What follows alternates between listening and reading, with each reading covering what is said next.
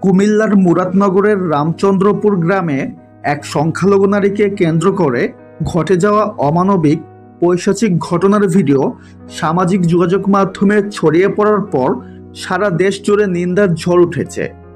ঘটনার ভয়াবহতা, নির্মমতা ও ভিডিও প্রকাশের বিষয়টি জনমনে চরম প্রতিক্রিয়ার সৃষ্টি করেছে। এদিকে এই ঘটনার প্রতিবাদে সরব হয়েছেন বহু বিশিষ্টজন। তাদের মধ্যে সবচেয়ে শক্ত বার্তা দিয়েছেন পশ্চিমবঙ্গের জনপ্রিয় অভিনেতা ও সংসদ সদস্য দেব।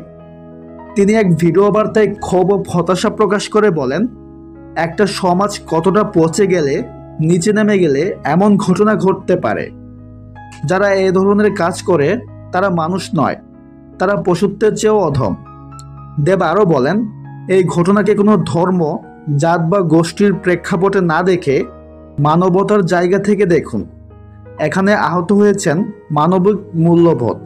এই অপরাধীদের কঠোর ও দৃষ্টান্তমূলক শাস্তি না হলে ভবিষ্যতে এমন ঘটনা থামবে না।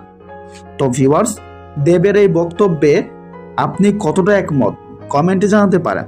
সবাই ভালো থাকবেন, ধন্যবাদ।